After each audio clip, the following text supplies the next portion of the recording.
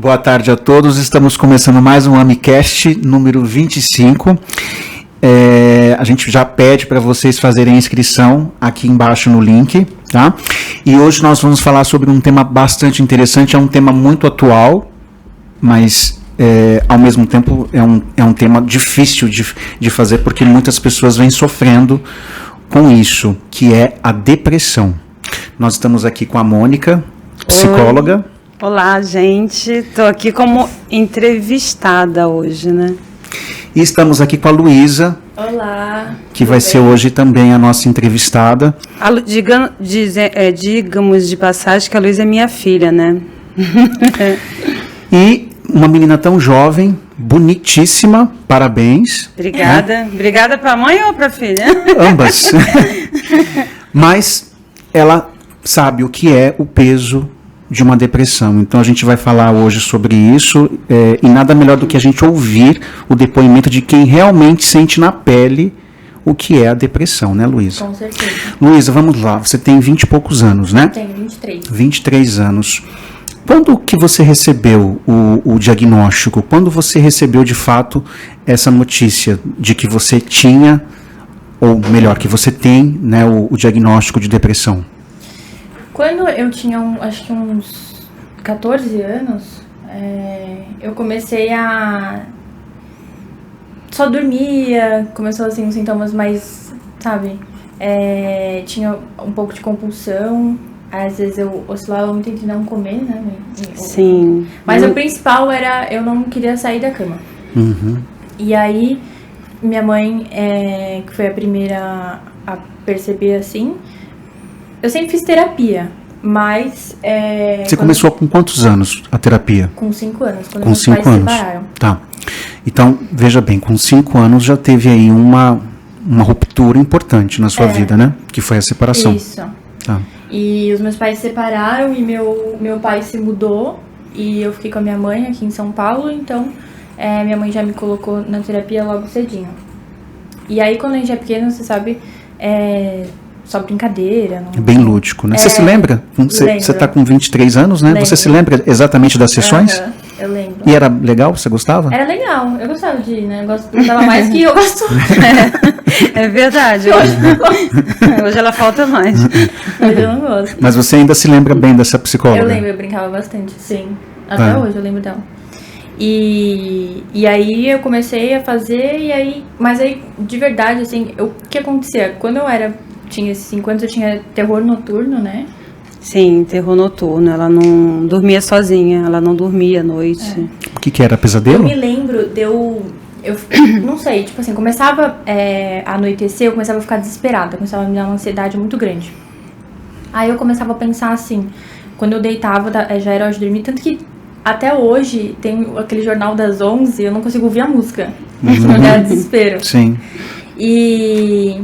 Quando eu deitava, eu lembro que ia todo mundo dormir e eu ficava pensando assim nas profissões que as pessoas tinham que ficar acordadas de madrugada pra eu não me sentir sozinha. Entendi. E nunca mais esqueci disso. Então você tinha um certo pânico de imaginar que à noite você estivesse sozinha ali. Eu ficava desesperada. Ela já tinha um sintoma, né, da depressão. Sim. É que, na verdade, eu não acredito que ela não tenha, naquele momento, ainda recebido o diagnóstico, porque, de fato, o médico não vai dar um diagnóstico, né, para uma criança e até mesmo um adolescente, né? Mas, sim, ela já estaria sentindo ali alguns traços, alguns sintomas depressivos, ansiosos, porque a gente sabe que ansiedade e depressão são primas, né? Na verdade, o meu quadro principal sempre foi ansiedade, né? Na verdade... e daí acho que ela que me leva, vocês podem dizer melhor, mas a depressão. E aí comecei depois disso com essa questão de dormir muito, que até hoje o meu sintoma principal quando eu tenho essas quedas é de ficar na cama, entendeu? E só que é muito diferente, porque a minha mãe percebeu, só que ela é mãe, então não tem muito, ela ficou mais desesperada do que não é um paciente, né? É diferente porque meio que, primeiro que eu negava, né? Pra mim era, ela tá dormindo, ela gosta de dormir, da idade, adolescente dorme. E depois, quando foram acontecendo as coisas, né? E aí eu fui vendo Então, o meu desespero era, ao invés de meio que acolher, eu fico desesperada e mandando ela sair disso, né, Luiz? Às vezes... Eu acho que o principal, assim, eu não sei como que a minha mãe é em sessão, né, como psicóloga, mas... Te garanto que... eu posso imaginar que não é comigo. Porque quando eu comecei a ficar assim, a reação dela era sempre exagerada. Então, era sempre o desespero. Luísa, levanta, para, não sei o quê. Então, ela não conseguia atuar em mim, né? Entendi. Ela não atuava como psicóloga? Exato. Como profissional. A mãe dela estava ali desesperada, com medo que acontecesse o pior com ela, né? Que é algo natural. Né? Mas o mais importante ela fez foi me levar, né, aos médicos, enfim. A questão da depressão é que ela não cura, né? Então...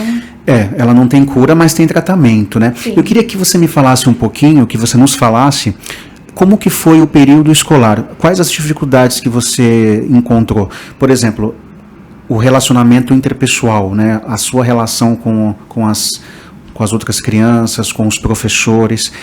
A depressão interferiu nesse processo? Você apresentou dificuldades durante esse processo difícil? Então, eu comecei a estudar num colégio muito rígido aqui em São Paulo, que é muito focado no vestibular. Então, por exemplo, no colegial lá, você estuda das 7 da manhã às 7 da noite. Então, quando eu era pequena, que eles já viram que eu comecei a ter essas questões, meus pais se separaram, então tinha uma turbulência, eles me retardaram 1 ano. Então, eu voltei 1 ano. Como se você tivesse repetido, Isso. então. Isso. Mas na hora que eu entrei, não foi nem que eu fiz 1 ano, eles me... Foi assim que eu entrei, eles voltaram. Sim. Uma espécie de ela adaptação. Ela chorava muito, ela não conseguia, anos, então ela tinha que ir para uma série anterior, porque ia lidar melhor, né, emocionalmente com as outras crianças. Entendi, tá. Então, ela não estava bem psicologicamente, então foi mais uma questão psicológica que a escola decidiu fazer essa mudança. Tá. Só que no final das contas, eu acabei ficando amiga do pessoal da série de cima. Sim. Não adiantou nada. Depois de maior, né? Depois na adolescência. Sim. Mas eu até esqueci sua pergunta. Como que era o seu relacionamento interpessoal com as crianças, com os seus colegas? Eu comecei assim, só que na escola, eu não me lembro muito da minha infância na escola, sabia? Pra te falar bem a verdade, eu me lembro a partir da minha pré-adolescência, assim, que foi quando começou a ficar mais difícil. Que aí foi quando eu comecei com esses sintomas, e aí eu não gostava nada de ir pra escola, e aí eu comecei a faltar muito. E eu tenho uma questão que eu não sei se é da ansiedade, mãe? Que é a questão com prova. Antes disso tudo, né, ela tinha uma questão com o grupo, né? Então, na adolescência, quando ela começou a ter os sintomas de depressão, ela meio que foi rejeitada no grupo, né? Você não lembra, você pulou essa parte. Mas eles sabiam? Não. Ou eles rejeitaram você por conta dos sintomas que você apresentava? Que é meio apagado na minha memória. Eu não... A minha mãe se lembra mais, que a minha mãe até ia na escola brigar. Porque era bullying mesmo que ela sofreu. Então, né? olha que coisa interessante, hein? Ela sofreu bullying num momento difícil como esse. Exato. E numa escola conceituada. Sim, exatamente. E aí tiveram algumas questões, ela ficava isolada na hora do intervalo, né? Isso você lembra, né? Ela ficava sozinha e aí foi aumentando, né, a tristeza dela. E até que eu troquei ela de escola. Então daí eu comecei a faltar muito, não conseguia ir pra escola. Ela não queria acordar para ir. E aí faltava, aí ela estava indo mal, porque ela faltava muito, né? E aí eu não sabia se era por conta da depressão ou do bullying, que ela não tinha o grupo, ela estava rejeitada, né? Sim. Mas mesmo eu indo mal, não era uma questão assim que eu ia repetir de ano, assim, era uma questão que, tanto que quando a minha mãe falou pra escola que iam me tirar, e o meu irmão se formou nessa escola, e eu tava lá desde pequenininha, eles acompanharam todo o nosso crescimento, eles pediram que não, pra eu me formar lá, só que me falou, não dá, não consegue vir. Ela não conseguia mais voltar pra essa escola. Minha mãe me tirou no meio do ano, Tá. Era tipo setembro, assim, ela me trocou, foi pra uma escola Uma escola maior, porque essa escola que ela estudava era pequena, né? Então os professores, alunos conheciam mais os pais. E essa outra escola que ela foi era maior, uma escola grande. E foi quando ela se melhorou até, Não, né? aí eu passei 2 meses, né, até acabar o ano, só pra acabar o ano. Aí depois eu fui pra uma escola que eu escolhi, e aí foi a melhor coisa que aconteceu na minha vida. Eu digo que foi a perdição, eu como mãe, né? Porque daí foi, assim, tudo que eu não vivi, tipo... Porque eu sempre fui muito responsável, apesar de ter tido essas coisas na minha escola anterior. Então, eu era muito certinha com as tarefas. Estudiosa. Eu tinha uma pressão muito grande por isso, porque eu não tinha força pra fazer, mas tinha que fazer. E quando eu mudei de escola, que foi no meu primeiro pro segundo colegial, eu fui curtir. Então, assim, foi os melhores 2 anos que eu tive, assim, na adolescência. Entendi. Mas quando você chegou na adolescência, você sentiu que os sintomas depressivos ganhou ou perdeu força? Na adolescência, quantos anos você diz? A partir dos 12, 13 anos. Ganhou força. Quando você começou a perceber o seu corpo se modificar, porque também é uma fase difícil, né? Sim, ela teve essa questão, sim. Um Ela estirão, não queria, né, da adolescência. ela não queria colocar sutiã para ir para a escola, ela faltava. Eu era menorzinha, né? Porque eu tive um estirão muito nova. Eu menstruei com 9 anos. 10 anos, eu acho. Tá. Ia fazer. Então eu comecei a ter peitinho, tipo... E aí eu não queria botar sutiã, e aí era um caos em casa. Você não se reconhecia, então? Você não reconhecia Não, que porque você eu estava tinha se transformando? É que eu tinha vergonha, porque meus amigos eram muito pequenininhos. Ela estava numa classe atrás, né? Ninguém tinha nada e eu já menstruava, então já tinha vergonha de... não falei pra ninguém que eu menstruei. Aí tinha aquela questão e tal, que era muito esquisito. Aí eu não queria colocar sutiã, só que aí tem toda aquela questão de quando a gente é pequena e aí aparecia, aí a mãe pedia, enfim. Mas isso é menorzinho, eu tinha uns 10 anos. 10 anos, Mas realmente, quando eu fiz uns 13 para 14, a partir dos 14 anos que eu comecei a ficar mal, assim. No dia de prova, ela paralisava. Eu tinha que ficar na escola esperando ela lá dentro. Eu fazia a prova Pra ela fazer a separada. prova. Nossa, então eram sintomas severos, né, de Eu ansiedade. vomitava muito, então aí eu fazia prova separada numa sala sozinha. E minha mãe tinha que estar na escola, na biblioteca. Eles não deixavam ela ficar na sala, porque eles sempre foram muito... Porque essa escola... sempre foi muito rigorosa com as coisas, então você não podia fazer nada. A cadeira lá, na semana de prova, era organizada por inteligência, pelas suas notas. Uau. Então, Talvez hoje não faça mais, né? não sei como que tá hoje, mas era a partir do mais burro pro mais inteligente. Não mais burro, né? Era do que é pior pro que é melhor. Era por notas. Então, os primeiros eram que iam piores, né? E os mais inteligentes lá para trás, que obviamente que estão atrás não vão colar, né? Teoricamente pensando.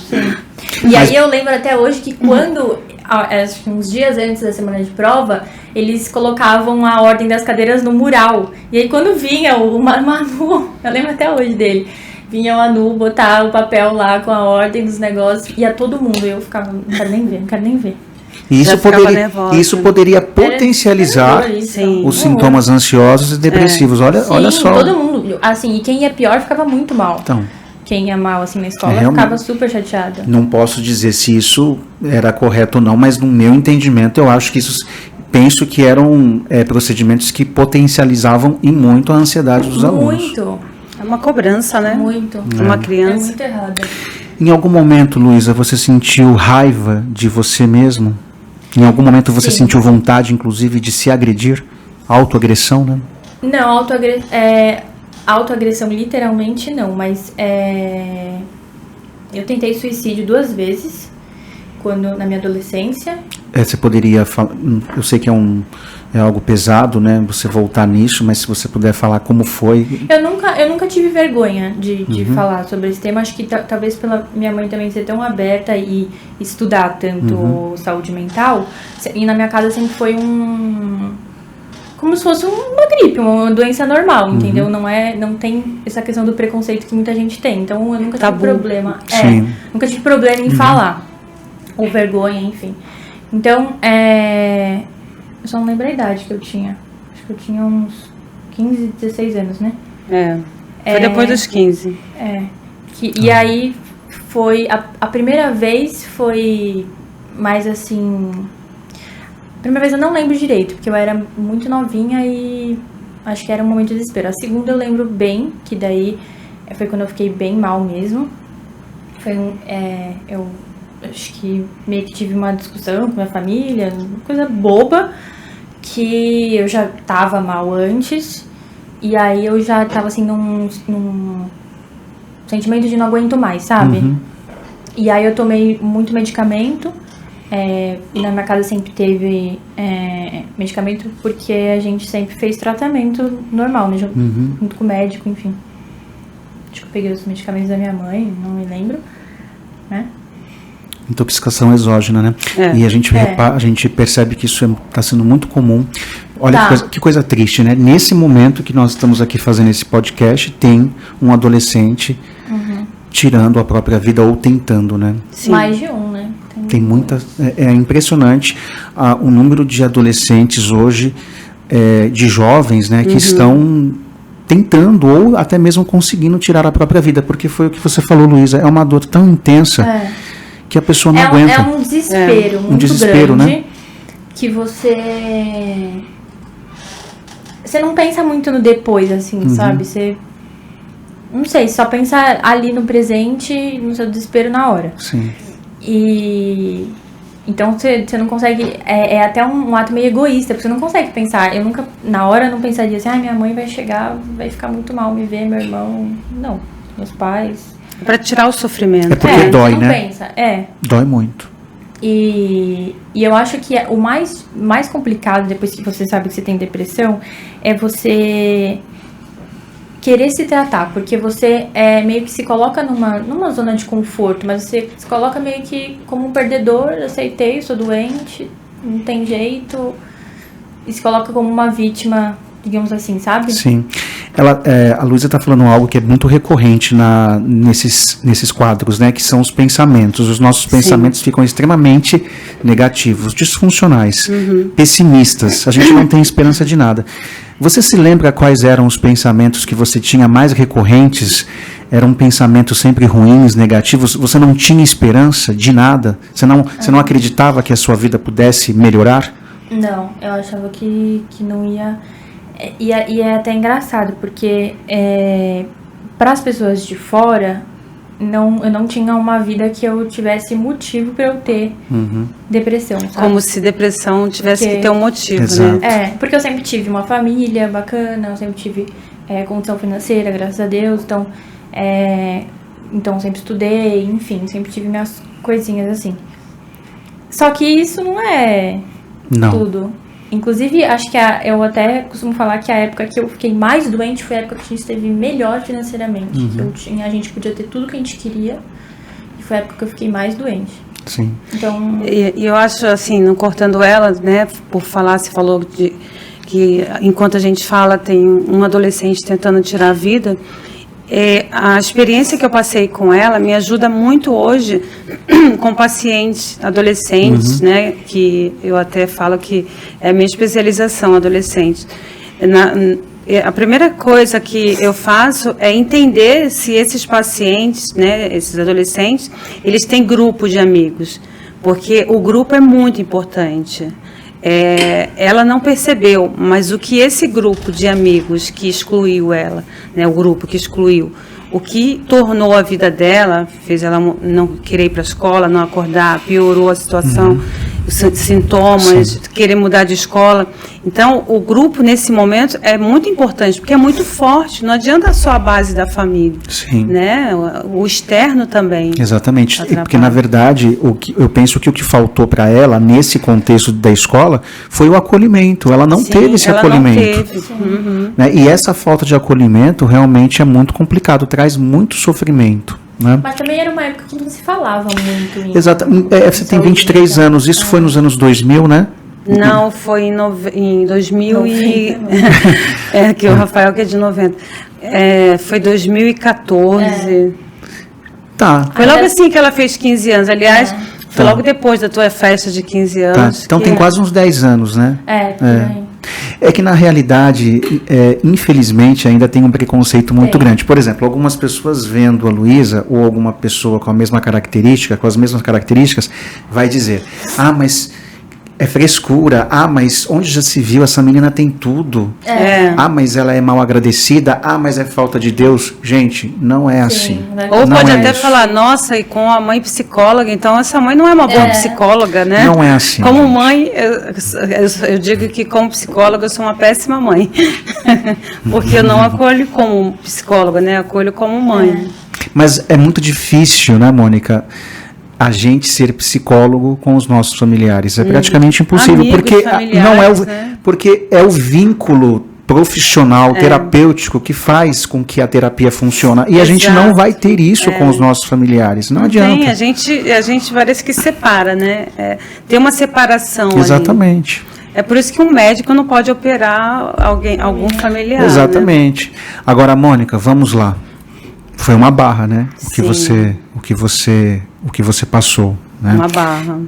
A gente que trabalha na área de psicologia, a gente percebe o sofrimento também dos familiares que adoece junto, sofre bastante, muitas vezes tem ali um sentimento de impotência, porque às vezes as coisas realmente fogem do nosso controle. Queria que você falasse um pouquinho qual foi a maior dificuldade a que você se lembre nesse contexto da Luísa, quando ela estava no pico, né, da crise. Acredito que hoje você esteja controlada, né?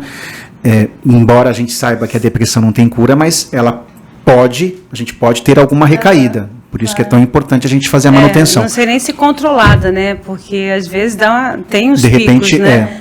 Mas a maior dificuldade é lidar com ela mesmo. Porque, para mim, eu como mãe, eu sou sempre muito positiva, impositiva, então a minha forma de acolher é diferente. A minha forma de acolher é querendo que ela fique forte, é querendo que ela reaja. Então, nesse momento, eu tenho muita dificuldade de aceitar, né? Diferente de como eu sou na clínica, né? De ter escuta. Eu não tenho escuta para esse momento. Então, eu também fico mal. Aí ficam as duas maus, né? Então, É que eu acho que também tem uma questão da forma de demonstrar amor. Cada um tem um jeito de demonstrar amor. Eu tenho uma forma muito parecida com a minha mãe de demonstrar, que a gente não tem muito... não gosta muito desse contato físico, assim. Toque. De toque. Tá. Então, já é diferente do meu pai, por exemplo. Meu pai, ele já é mais carinhoso nesse sentido. A minha mãe é mais com palavras e principalmente ações, né? Entendi. E eu acho que também isso... Não sei se acabou faltando, assim, essa questão, porque a gente acaba se repelindo nesse sentido, porque a gente é muito parecida nesse sentido, sabe? Não sei se pode ser melhor. Eu acho que A personalidade de vocês são parecidas, é isso? Muito, gente. Eu acho que o que ela está querendo dizer é isso, que quando ela está sentindo, meio que eu me vejo nela, e aí com uma projeção? Uma raiva. Uma projeção, e aí eu não consigo fazer nada, eu fico paralisada. Entendi. Totalmente. Então, e aí é muito difícil para mim. E para ela também, porque para ela eu estou rejeitando, né? Entendi. E para mim, assim... E um sentimento de culpa, talvez, é isso? Nossa, a culpa aí Se diz que quando você vira mãe, nasce uma culpa, né? Porque você... Não sei se é verdade, né? Como assim? Porque fala que quando você vira mãe, você se sente culpada por tudo. Não, eu falo que eu me sinto culpada por botar pessoas na vida que vão sofrer. Eu falo isso para os meus filhos, né? Quando eles falam que vão ter filho, eu falo assim, ai meu Deus, coitados, eles vão sofrer tanto. E a gente já sofre no primeiro respiro, né? Porque Sim. quando a gente sai do ventre, o bebê ele já chora de dor por causa do ar, né? Que vai no... Você vê, a gente já nasce sentindo dor. Olha que coisa interessante, né? O que é a vida, né? Mas a vida é boa. Agora, viver é isso, né? Viver é isso. Agora, uma coisa que eu sempre falo para os pacientes que eu atendo que sofrem de depressão, eu sempre trabalho muito com a psicoeducação, né? A psicoeducação é justamente você mostrar para esse paciente o que é aquele transtorno e também mostrar caminhos, estratégias de enfrentamento. Hoje, a Luísa, ela compreende a depressão? Ela estudou sobre a depressão? Ela sabe o que é a depressão? Eu acho que hoje sim. Mas eu ainda não sei lidar. Eu acho que eu me reconheço muito. Então, assim, por exemplo, essa questão de ansiedade. Eu já sei quando eu vou ter uma crise, quando já me conheço. Você sabe, então, quando começa a surgir os primeiros sintomas, exatamente. E você consegue fazer uma espécie de prevenção de crise? Sim, assim. Tá. Mais ou menos, né? Não dá pra você... Eu conheço, eu já vejo quando ela tá irritada, quando ela começa a me dar as patadas dela. Que a gente dá choque, né? A gente é muito parecido. Então, aí quando ela começa, eu já sei que... Aí eu falo, Luiz, você tá fazendo terapia? Luiz, tá sendo acompanhado? Então, eu tenho questões ainda que eu preciso muito resolver, como todo mundo. Então, por exemplo... Terapia é uma coisa que eu fujo muito. Por quê? Eu faço, mas... porque me incomoda. Mas te machuca, às vezes, quando você está no processo, falar de algumas questões... Eu acho desconfortável. É desconfortável fazer terapia. Você falar do seu problema é horrível. Tipo assim, é mais fácil você não aceitar... Negar. Mas aí é a questão, né? Se a gente não fala também sobre isso, se a gente joga para debaixo do tapete, isso tudo vai continuar atuando no nosso inconsciente. Mas eu tenho a consciência de que eu preciso fazer. Então, eu faço, mas eu ainda tenho essa questão de fugir um pouco. Então, às vezes, eu procuro um motivo para escapar. Sempre o problema é do terapeuta, né? Não, minha terapeuta atual eu adoro. Mas por enquanto. Eu fujo. Quanto tempo você está com esse terapeuta? Criou o vínculo? Vai fazer 1 ano. 1 ano? E você criou vínculo com esse terapeuta? Criei, mas ainda tem ainda fujo um pouco. Mas é questão de, não sei, dessa questão desse desconforto mesmo, de falar e você resolver. Foi o que eu te falei, que você, acho que é muito comum você se colocar numa zona de vitimismo e aceitar a derrota. Quando você sabe que você tem alguma coisa, sabe? Entendi. O que ela está falando é muito interessante, porque a gente percebe que muitas pessoas acabam usando o diagnóstico também como muleta, né? Exatamente. Justamente fazendo essa vitimização. É esse o meu medo. Quando ela entra em crise, é o meu medo dela ficar nesse lugar de vítima, né?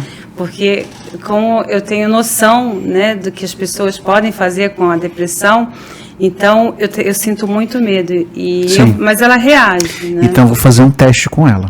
Vamos lá. Luísa, vamos ver. Você é depressiva ou você tem depressão? Olha, uma pergunta boa para fazer um teste. Vamos lá. Nossa, não sei. Eu acho que eu diria que eu sou ansiosa e tenho depressão. Tá. Porque eu acho que o meu maior problema não é a depressão. E se eu te disser que você tem a depressão e tem a ansiedade, mas não é depressiva e não é ansiosa, você acha que isso faz algum sentido para você? Eu acho que não, porque eu acho que o negócio da ansiedade é crônico. Eu acho que ela não entendeu o sentido do que você... Eu entendi, mas eu acho que não sei, a questão da ansiedade é algo que eu nasci com. Pensa assim, esquece a ansiedade e responde a pergunta dele. Você se acha depressivo ou que tem depressão, não é isso? Sim.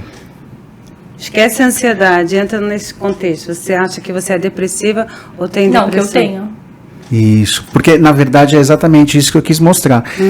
A gente não é o diagnóstico, embora seja um diagnóstico muito pesado, muito difícil, que cause muita dor e sofrimento, mas nós temos o diagnóstico, mas a gente pode perfeitamente trabalhar em cima desse diagnóstico. Então, mas eu acho que para que as coisas sejam mais fáceis. Eu já entendi essa parte, mas a questão da ansiedade não. Eu me vejo como o diagnóstico da ansiedade, entendeu?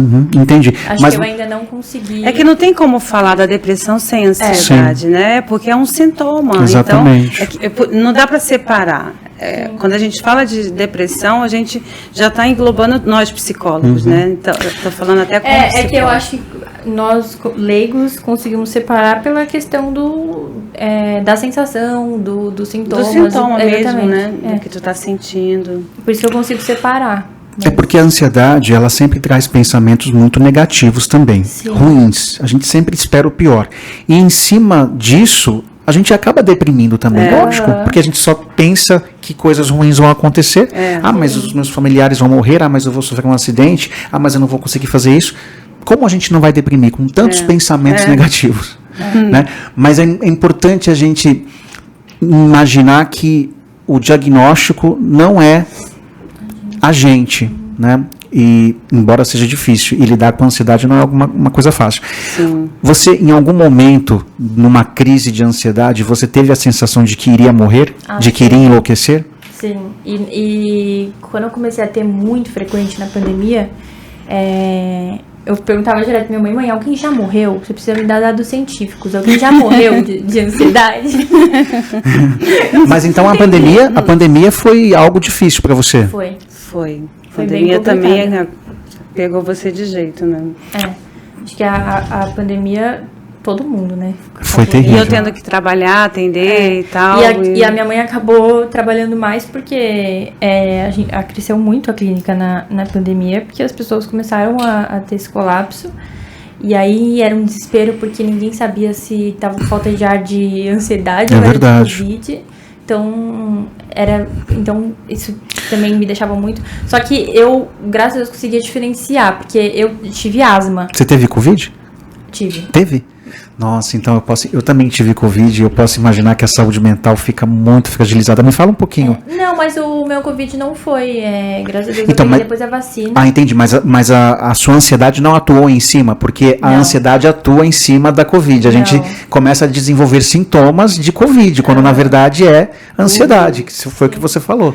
Sim. A gente fica sem ar. Então, exatamente. Mas como eu tive asma desde pequenininha, eu consigo diferenciar a falta de ar do pulmão da falta de ar da ansiedade. Da opressão, né? Que é uma opressão. Então você sabe, olha que isso interessante, isso ela foi sabe. Muito bom, Sim, porque senão você sempre iria ter crises. Eu ia pro hospital toda hora, né? Falando que eu tô com Covid. Mas tava tendo tantas crises que eu falei assim, uma hora eu vou morrer. Aí eu falava, mãe, alguém já morreu? Por favor, fala. Qual que era o seu maior medo durante esse período de pandemia? Você tinha medo que alguém viesse a falecer? Ou até mesmo você? Eu não pensava que alguém ia falecer, que alguém ia pegar. Eu não tinha, porque a gente ficou bem recluso, a gente ficou bem em casa. Só que eu acho que teve um acontecimento na pandemia que me desestabilizou muito, que eu perdi um primo meu muito próximo. De Covid? Não? De depressão. Uau. Então, De depressão, na causa, né? De suicídio. Foi suicídio. Sim. Então isso... Quando começou, antes da pandemia, eu tava assim, muito bem. Meu médico tava tirando todos os meus medicamentos, eu já tava muito estável. E aí, logo começou a pandemia, eu falei, não, vai passar rápido. Aí começava, aí continuou, e não parava. Porque a gente achava que era uma semana, daqui a pouco começou a aumentar, aí 1 mês, 2 meses. Aí logo meu primo faleceu. E aí foi um baque pra minha família, porque a gente tava preso, então aí não pode nem ver, porque era bem no comecinho da pandemia. Sim, então vocês não puderam nem ir no enterro, não teve toda a cerimônia, a gente recebeu tudo por telefone, a gente não conseguia entender, e aí não podia ver, não podia nem sair de casa, porque era bem no começo da pandemia, Entendi. a gente não saía. Eu acho que isso me desestabilizou. Não era questão de pensamentos do que ia acontecer, só me dava crise, sabe? E nós estamos falando de algo recente. Sim. Porque nós estamos em 2022, tudo isso foi 1 ano, 2 anos atrás. 2 então, anos olha, atrás. Né? Então seria correto dizer que o auge, talvez, dos sintomas ansiosos e depressivos na sua vida foi justamente durante o período de pandemia. De depressivo, não. De ansiedade, então. De ansiedade, sim. Tá. Foi quando eu tive muita crise de ansiedade e, inclusive, aí eu não conseguia dormir também. Eu sempre tive um problema, a ansiedade sempre afetou muito meu sono, muito. Então eu sempre tive essa questão do sono complicada, né? Minha médica me deu um remédio, assim, pra surto mesmo, pra eu me derrubar, pra poder dormir, porque eu tava acordada direto.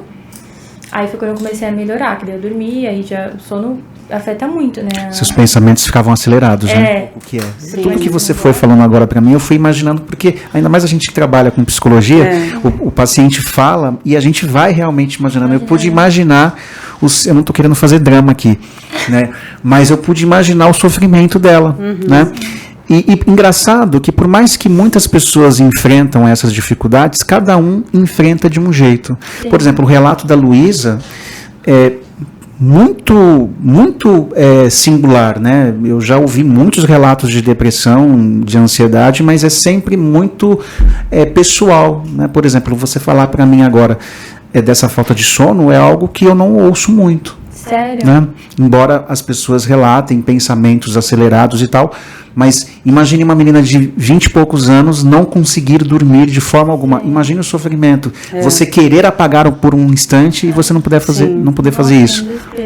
E na verdade eu não sei se isso, porque não é meu...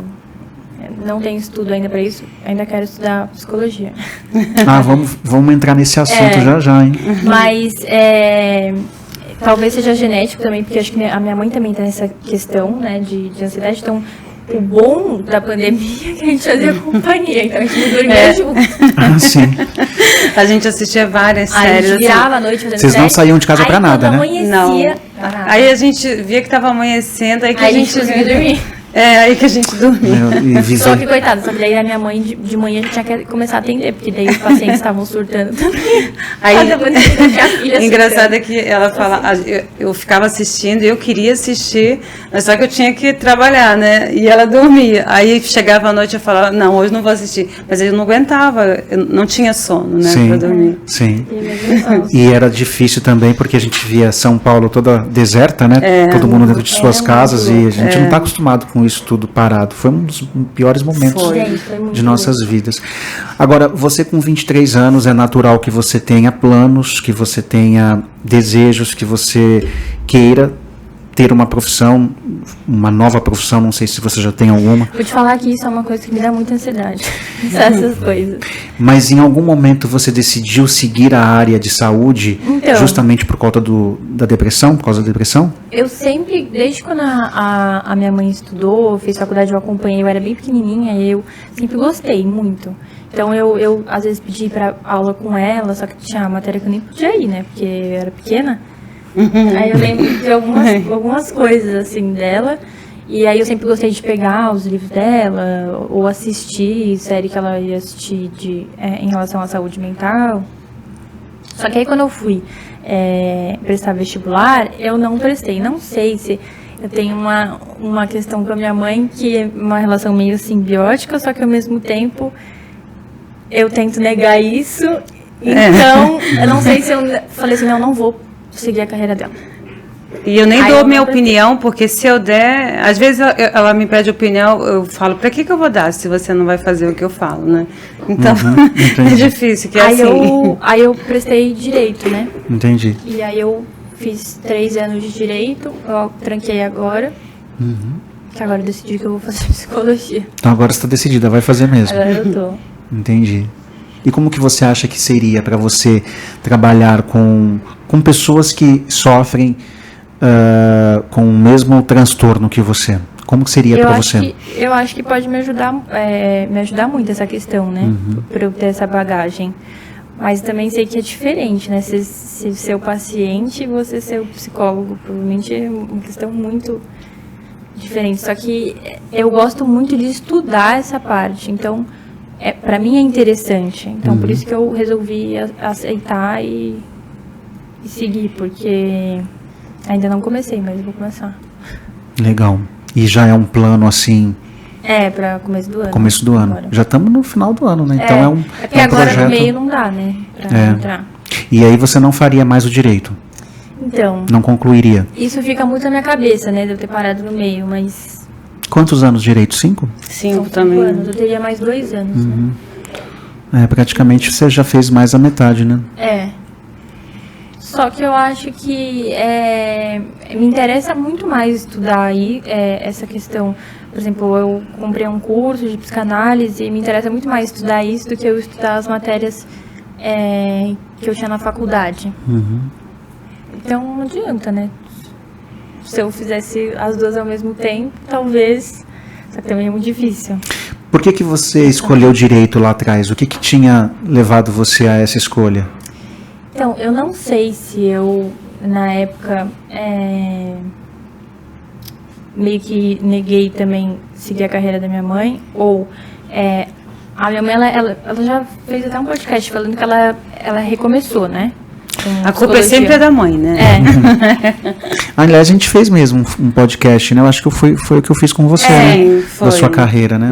Aí ela falou que ela recomeçou, né? Sim. Então ela começou atendendo alguns pacientes bem pequenininhos e tal. Eu falava assim, não, esse negócio não vai dar dinheiro, não vou fazer isso daí.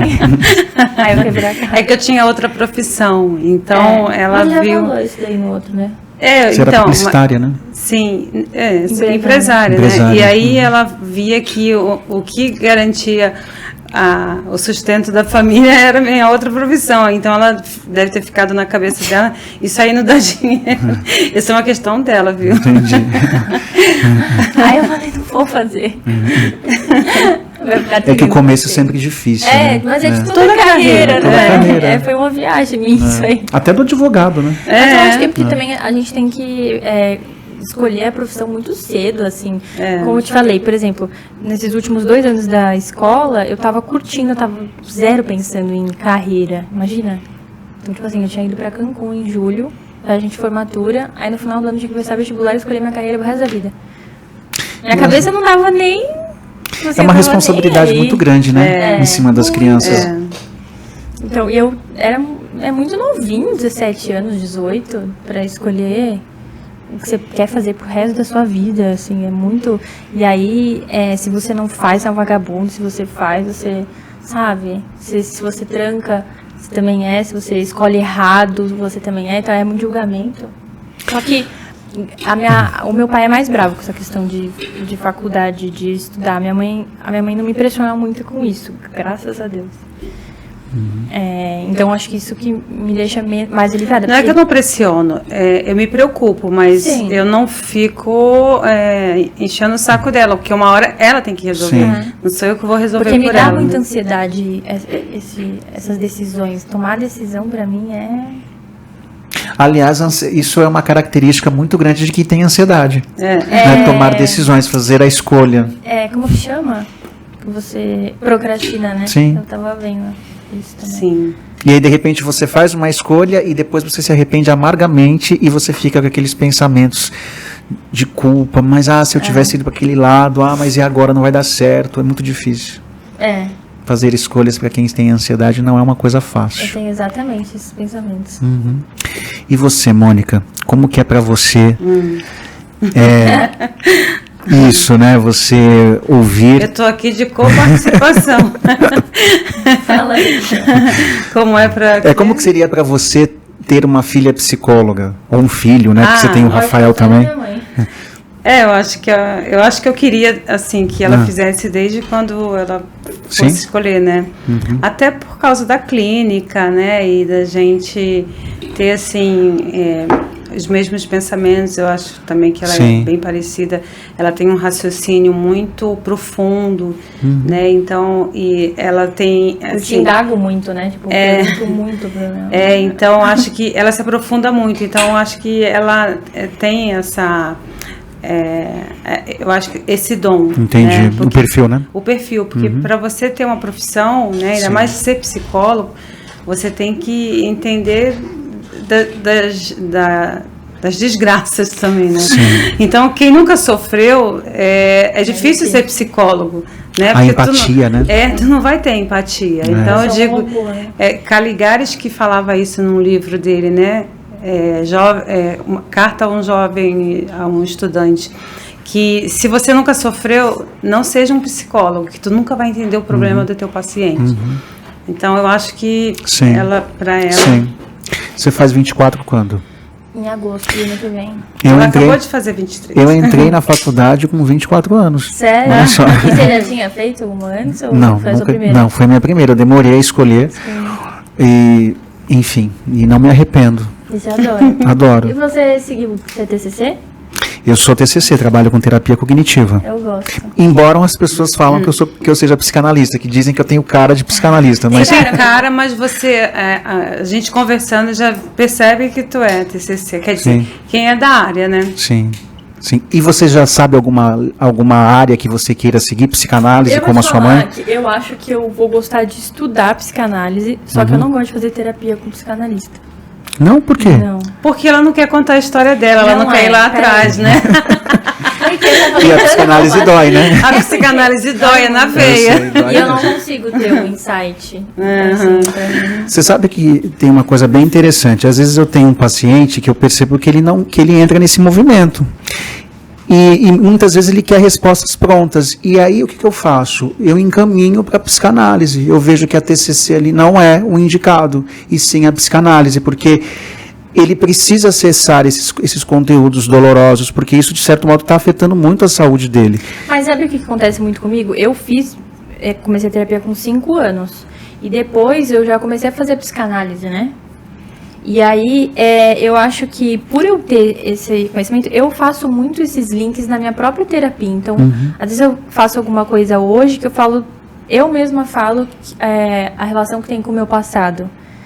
Então, eu acho que me ajuda muito isso também. Ou atrapalha, né? Porque você não é psicóloga, não é analista, então a tua escuta é diferente. O que tu fala é diferente do que tu tá escutando quando tu fala para você. Quando tu tá de frente para um analista, que tu tá falando aquilo, vai soar diferente. Então, é por isso que... Não, eu acho que você corre da psicanálise por isso. Não, eu corro da psicanálise porque eu acho que a psicanálise ela é muito trabalhosa. Assim, ela é muito demorada, é um processo, e aí você vai e volta no passado, e aí vem e vai. Mas toda terapia tu tem que voltar em algum momento. Sim, mas eu passado, acho que eu acho que pra mim, que, por exemplo, eu já fui de terapia, a psicanálise, então, não fazia, eu fui já mais que tudo. Mas aí eu pergunto pra você recomenda a terapia para as pessoas? Você sensibiliza as pessoas a fazerem terapia? Sim, é a coisa que eu mais falo. Eu falo, é chato, mas faz. Porque, tipo assim, se eu não tivesse feito terapia, eu seria uma pessoa totalmente diferente. Eu não sei se eu tinha me envolvido com alguma coisa errada, virado uma doida.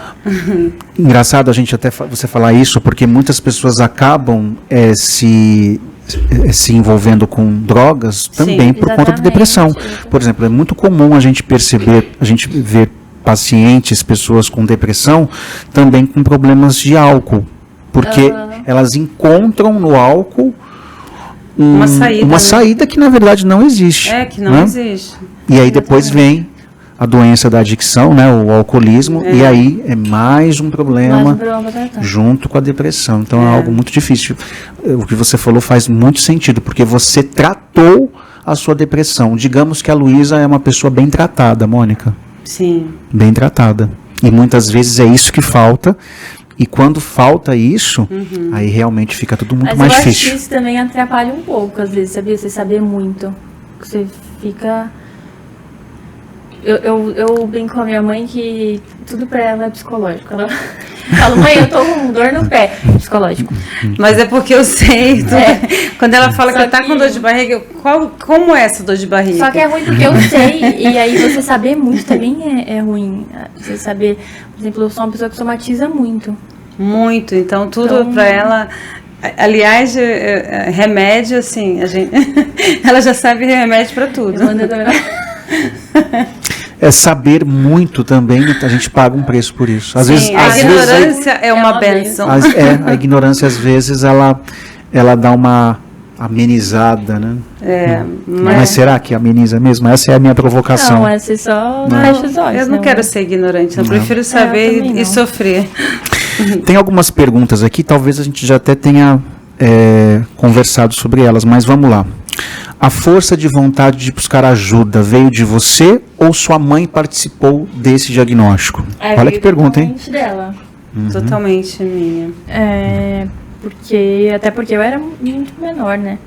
Nunca eu ia falar, nossa, vou procurar uma ajuda psicológica, porque pra mim eu tava com sono só. Seria correto dizer que para você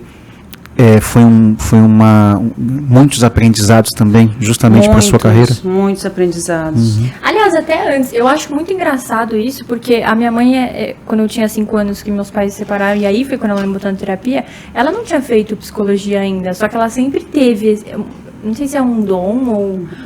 essa coisa, assim. Por isso que eu falo, a gente A tem empatia, né? esse dom, né? A gente já tem... Sim. Meio que encaminhado, não sei explicar, mas aí... E foi a melhor coisa, porque... Pra mim, eu só tava brincando, só que hoje isso tem total diferença. Pra ela brincava, né? Mas a terapeuta falava comigo sobre as brincadeiras dela. Acho que a palavra que define muito bem isso é sensibilidade, né? Me parece que você sempre teve essa sensibilidade, Sim, né? sim. Com ela, e de certo modo é uma ferramenta importantíssima que você utiliza até hoje com seus pacientes. Até hoje, Sim. Eu tenho uma sensibilidade muito grande, graças a Deus. Percepção, né? É. De perceber a demanda com da pessoa. rapidez, assim. Sim. Não sei, enxergar um pouco, assim, o outro através, assim, minha mãe Sim, diz que... exatamente. São ferramentas importantíssimas para o psicólogo. A sensibilidade, a percepção e a empatia. São Às ferramentas vezes que eu não sei, tem minha cabeça pensa muito rápido, meu pensamento é muito acelerado, então... Mas eu acho demais o negócio da psicologia, porque você olha a pessoa, você conversa uma vez com a pessoa, você já sabe se a pessoa foi criada pelo pai, pela mãe, você já tem uma noção. Mas é muito legal. legal, mas é uma habilidade que a gente não adquire assim tão facilmente. Eu demorei a ter essa habilidade. Habilidade, né? A gente É uma tem habilidade que a gente ganha, como eu falei, né? Raciocínio clínico Exatamente, antes de começar. a gente tem que praticar, tem que fazer. Estudar, né? Que Exatamente, a gente não para de estudar. Estudar, por exemplo, Atualizar. Isso que nós estamos fazendo aqui agora, isso para mim está sendo muito importante. São mais... Uma troca de experiências. Experiência que você está me ajudando, Luísa, no meu conhecimento. Vai me ajudar muito lá dentro. É científico. No setting. Legal. Vamos lá. Qual a parte mais difícil depois do diagnóstico? Aceitar ele ou ter forças para tratar? Isso aqui é difícil, hein? Quando a pessoa recebe um diagnóstico. Acho que foi o que eu falei, assim, acho que ter força para tratar, por causa dessa questão de você aceitar e se colocar nesse papel de, sou doente e acabou, vou aceitar, eu sou assim e ponto, entendeu? Quando você ouviu que a depressão não tinha cura, como foi para você isso? Porque a gente às vezes ouve isso e parece que é uma sentença de morte, né? Nossa, gente, eu tenho uma doença que não tem cura, meu Deus, e agora? Eu já atendi muitas pessoas com esse sofrimento. E eu falo, calma. É o diagnóstico, é um diagnóstico importante, mas calma. Como não tem cura, mas dá para administrar, né? Você vive com isso. Você vive tantos comportamentos que a gente tem, né? E a gente administra. Sim. Então, a depressão, acho que a gente tem que saber lidar com ela. Eu me preocupo muito com essa questão do diagnóstico. Porque as pessoas querem nomear né, a doença. E às vezes isso é o menos importante. Né? Pelo menos para a psicanálise, o que menos importa é o nome da doença, e sim o sintoma. Sim. Então, por muito tempo eu fiquei querendo investigar muito se meus comportamentos se eu tinha algum traço de bipolaridade, de alguma coisa, por eu ter esses altos e baixos, era depressão mesmo. E aí eu fiquei fissurada num Você chegou a pensar que era bipolar? Que tinha bipolaridade? Sim, você chegou? Porque uma vez, eu sempre tratei com uma psiquiatra, que conhece minha vida toda, e uma vez eu não quis mais ir nela, eu fui em uma outra que falou que eu era. Só que nenhum outro médico, nenhum outro psicólogo me diagnosticou assim, foi só ela. E isso ficou na minha cabeça. Então eu comecei a querer investigar, e aí eu queria saber o que minha mãe era, o que meu pai era. Eu fiquei louca. Aí a minha psicóloga, não sei se foi a minha psicóloga ou minha psiquiatra, que chegou pra mim e falou assim, pra que você quer? Porque não vai mudar, você vai se tratar, só que isso não vai mudar você saber se você é bipolar, se você é... Aí eu falei, não sei... Sim. Achei interessante esse movimento da sua psicóloga, João. Sim. Porque realmente não muda, né? O que importa é o que você está sentindo. Terapia, e eu acho que você até essa questão de você pensar que é uma sentença de morte, isso é um pouco desesperador, porque eu penso muito, isso me dá um pouco de desespero, assim, essa questão de, será que eu vou sempre ter que tomar remédio, ou ter que fazer terapia, ou ter que me tratar, ou ter que, sabe? Isso, sim. Não posso ser normal. Isso às vezes vem... Isso ainda te perturba um pouco. Mesmo eu tendo todo esse conhecimento, não tendo esse tabu que a gente falou, eu ainda penso isso. Então imagina pra quem tem esse tabu, como deve ser difícil. Sim, é uma barra. Vamos lá. foi mais fácil enfrentar a doença tendo uma psicóloga em casa? Quais foram as vantagens? Você já até respondeu, né? Você falou um pouco da sensibilidade dela, Sim. da empatia e também da percepção, né? De você. E na época, no começo, ela nem estava ainda atuando né? como psicóloga, né? Você sentiu que foi mais fácil reconhecer que poderia ter o transtorno depressivo por ouvir sua mãe falar do assunto? Sua mãe falava muito sobre depressão? Na época que eu tive, não. Porque... Eu tinha quantos anos quando você fez psicologia? Ela não atuava, né? Eu não Aliás, é atuava. uma coisa muito engraçada, que tem nada a ver com isso. Porque a minha mãe, ela fez psicologia, só que ela gostava muito, e eu via que ela tinha muito dom. E eu e meu irmão, a gente ficava fascinado pra ela começar. Você lembra disso? Lembro. E minha mãe tinha empresa e tal, aí ela atendia assim, um paciente com as faculdades, sei lá. Aí depois se formou, ela atendia um paciente, 2, aí depois parou. Então, não era o principal dela, né? Sim. E eu e meu irmão, só que ela se estressava muito com a empresa. E tipo assim, quando ela vinha, depois de atender o paciente, ela vinha tão feliz. E a gente ficava, mãe, larga, por favor, larga isso, vai. A gente ficava todo dia, assim, pedindo pra ela largar e começar só com atuar como psicologia. Como psicóloga. É por prazer. Hoje eu tenho a minha profissão por prazer, pelo que eu gosto de fazer. Eu faço porque... Então seria correto dizer que você está vivendo o melhor momento profissional de sua vida? Sim, eu com certeza. Eu acho também. É como se você estivesse se sentindo de fato realizada. Hoje eu sou realizada profissionalmente, porque eu posso trabalhar, né, com o que eu gosto, que eu sempre quis, e a consequência é receber, né? O dinheiro nunca teve à frente, né, da minha profissão na psicologia. Então, não que não faça falta ou que não precise, mas, em primeiro lugar, a satisfação de eu ver o resultado do meu trabalho ali no paciente, eu conseguir conduzir aquele trabalho. E eu penso ser muito importante isso que você está dizendo, porque quando a gente coloca o nosso paciente, o nosso cliente em primeiro lugar, o dinheiro ele vem. Porque as pessoas procuram você porque reconhecem você um bom profissional.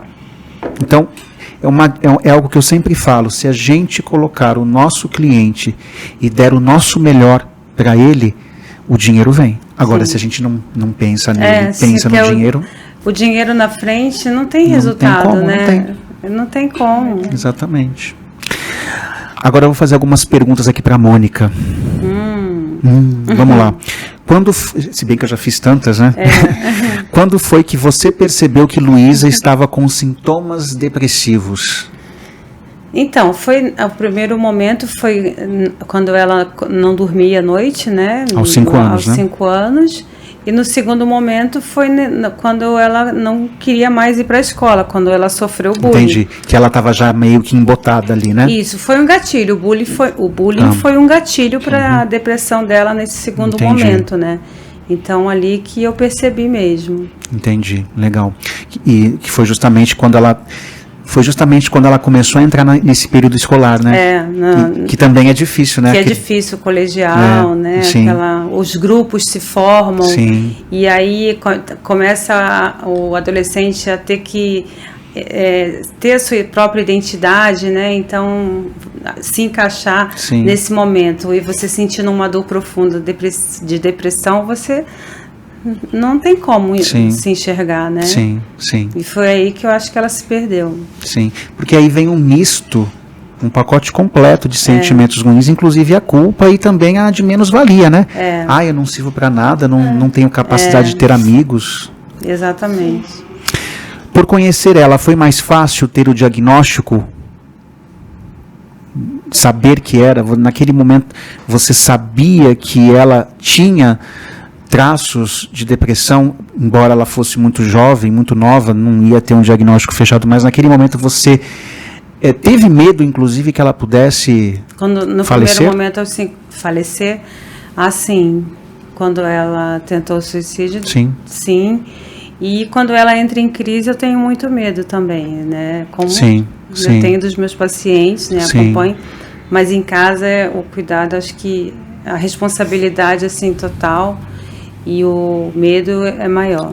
A gente não pode esquecer, né, que depressão mata. Depressão mata. Mata. A gente não pode ignorar isso. Eu sempre... Claro, a gente tem que tomar cuidado também para não potencializar ali muitas vezes o vitimismo que você falou. Exatamente. Mas todo cuidado é pouco, porque de repente a pessoa pode de fato cometer Um segundo, e ela né? realmente concretizar isso. Né? Bom, tem uma pergunta aqui que eu acho interessante, né? Até para a gente esclarecer quem dá o diagnóstico. Você quem deu o diagnóstico a Luísa ou ela passou por algum outro profissional? Eu nunca. Eu não dou diagnóstico nem para os meus pacientes. Ela passou por médicos, né? Então ela teve um acompanhamento aí de vários profissionais para chegar no diagnóstico. E algo que eu acho interessante dizer é que é difícil também chegar num diagnóstico, porque às vezes o médico não tem dados, né? É isso que eu falo, porque às vezes um sintoma com esse sintoma, com esse, dá um diagnóstico. Aí na outra sessão acrescenta um quarto sintoma. Sim. Aí é um outro diagnóstico. Então não tem como fechar um diagnóstico. É realmente difícil, né? Não tem. Às vezes o médico faz um diagnóstico. São hipóteses diagnósticas e eu, como psicanálise, eu trabalho com nossa, até fugiu. Sintoma? Não, estruturas psíquicas. Eu sei, então, ela está me provocando. Estruturas psíquicas, né? Que é a neurose, a psicose e a perversão. Então, dessas três estruturas que a gente vai seguir ali o caminho para onde a gente vai trabalhar com o paciente. Legal. Então não tem diagnóstico de bipolar, borda. Você não se apega ao diagnóstico, não né? me apego ao CID que o médico manda. Entendi. Diferente da TCC, né? Sim. Que você vai lá no CID e trabalha aquele diagnóstico, né? Embora, né, eu perceba que muitas vezes o CID também é diferente dos sintomas. Porque a queixa do paciente, ele chega com essa queixa, mas depois de outras sessões vai descobrir um outro lugar, né? Porque muitas vezes esse diagnóstico ele traz outros problemas. Porque é o sintoma que está trazendo o diagnóstico, né? Ali naquele Exatamente. momento. Olha que coisa interessante. Eu já tive um paciente que me procurou porque ele tinha uma depressão, na verdade não depressão, mas ele estava com problemas psicológicos, triste, porque ele não tinha uma vida sexual naquele momento satisfatória com a esposa. Mas o que levou isso foi um problema hormonal, que de fato deixou ele desse jeito. E esse problema físico, médico, levou a um problema psicológico. Olha que coisa interessante. Muito. Então, você percebe? Às vezes o paciente vem com um sintoma, com um diagnóstico, mas ele tem outro que foi gerado. Ele teve alguma coisa na infância também, né? Não, era problema hormonal. A culpa é da mãe. O problema dele era hormonal, ele tinha um problema hormonal, ele fez reposição, só que ainda assim os problemas psicológicos continuaram na relação, porque isso provocou medo na esposa, ela se sentia mal, e isso provocava dor também nele. Como diz Elis Regina, né, não tem como escapar, nós vamos ser como os nossos pais, né? Nossa, essa música é show de bola, né? Bom, e pra gente finalizar, né, esse podcast, que eu acho que já estendeu, hein? Que você já até falou aqui, mas eu acho interessante a gente falar novamente. Você já chegou a se sentir imponente ou impotente, né? Por não. Acredito que seja impotente, né? Impotente por não poder ajudar a Luísa? Já, sempre. Sim, você tinha falado, né? Às vezes a crise é tão forte, né? Que a gente não sabe o que fazer muitas vezes ali. Sim, eu faço trabalho de mãe, né? Eu deixo o trabalho dos profissionais para eles fazerem. Que é o psicólogo dela, o médico. Então eu tento fazer o meu trabalho como mãe, e toda mãe é impotente, né? Exatamente isso, né? Porque os filhos têm aquela imagem do pai e da mãe de grandeza, que a mãe é perfeita, e não, né? Olha, foi muito interessante, né, esse podcast, falar com a Luísa. Luísa foi bárbara, você é bárbara, né? em todos os sentidos, e a Mônica, então, nem se fale, né? Sou uma mãe e filha Eu perfeitas, quero né? saber aquele negócio lá da 23 de maio. Ah, sim. Não, 23 de maio, né, Mônica, uma vez Mônica e eu estávamos correndo nessa avenida, e Mônica corre muito, né, quando ela está dirigindo. Eu espero que ela não faça mais isso, né? Senão ela vai ser multada. Você ficou com medo? Né? Hoje que você confessou, Falei, fiquei né? com medo, falei, nossa, o que está Vou morrer acontecendo aqui. com ela? Morrer numa avenida tão famosa, né? Eu acho que a gente estava atrasado. Faz tempo, né? É. Gente, é isso. Não se esqueça de se inscrever no nosso canal.